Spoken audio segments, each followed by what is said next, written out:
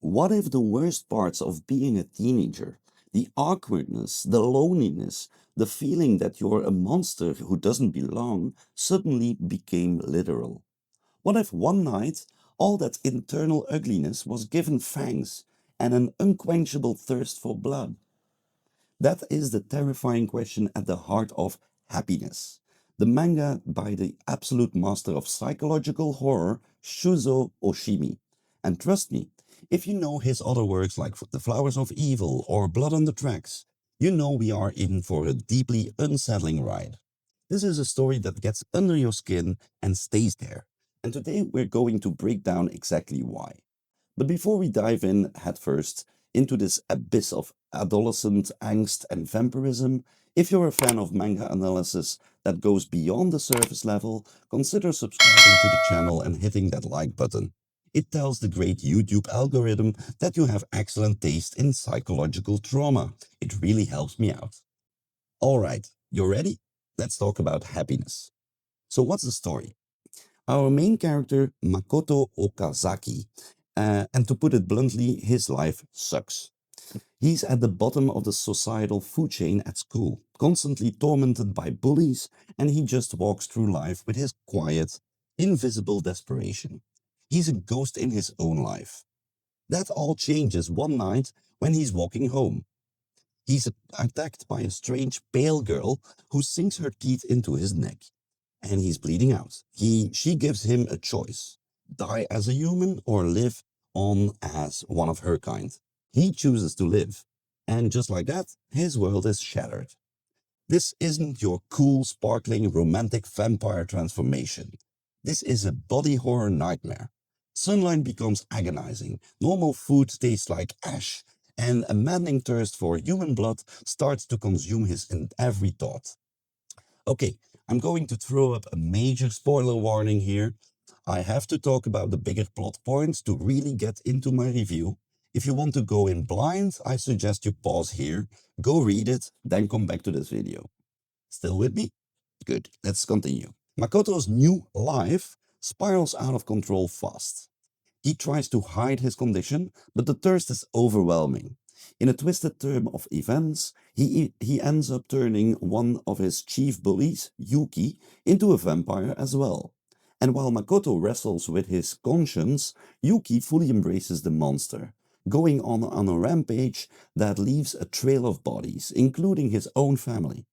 The story introduces other key players like Yukiko Gosho, a quiet classmate who becomes Makoto's only real friend, and a sinister organization that hunts these new vampires.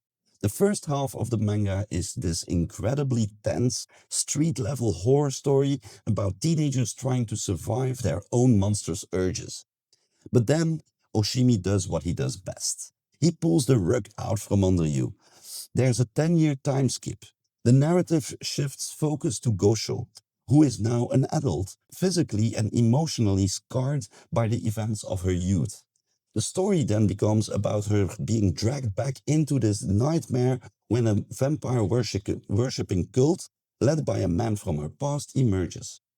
It all culminates in a violent, chaotic, and deeply melancholic confrontation where everyone's past comes crashing down. So that's the plot. But is it any good?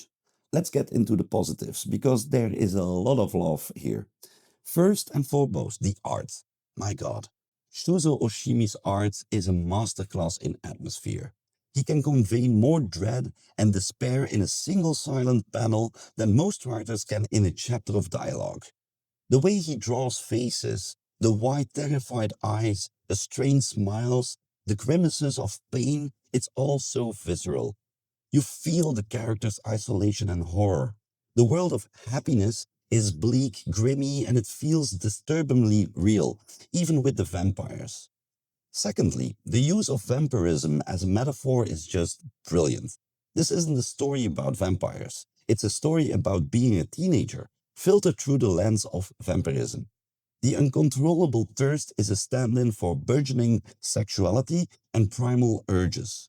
The physical weakness in the sun, the alienation from normal food and society, it's all heightened version of feeling like an outcast, like your own body is betraying you, which is the core experience of adolescence for many people. It's a profoundly effective and disturbing metaphor. But as much as I admire this series, it's not perfect. And there are two main criticisms that I think are completely valid. My biggest issue, and one I've seen a lot of people mention, is the pacing and that massive time skip. The first half of the manga is tight, focused, personal horror story. It's incredibly compelling. Then the 10-year jump happens, and the focus shifts almost entirely to Gosho and this new cult storyline.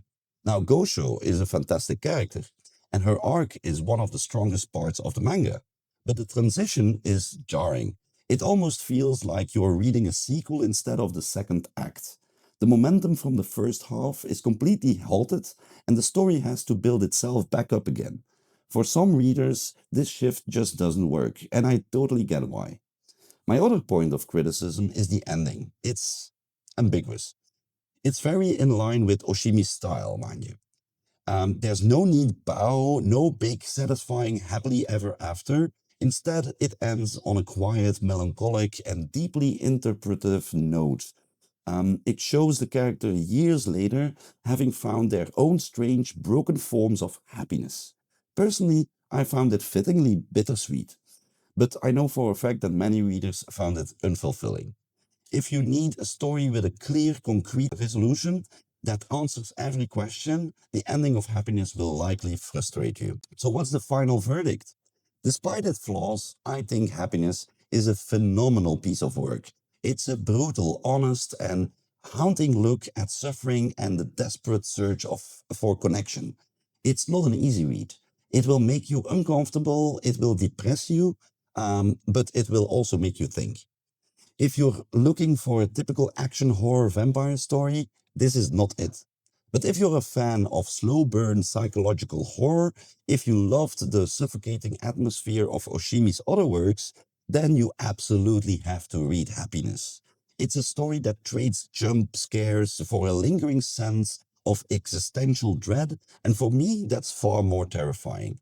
It's not a story about finding happiness in spite of being a monster. It's a story about realizing that everyone is a little bit of a monster. And maybe, just maybe, happiness is about finding the other monsters you can stand to be around. What do you think? Have you read Happiness? Did you love the time skip or did it kill the pacing for you? Let me know in the comments down below. And as always, thank you for watching. See you in the next one.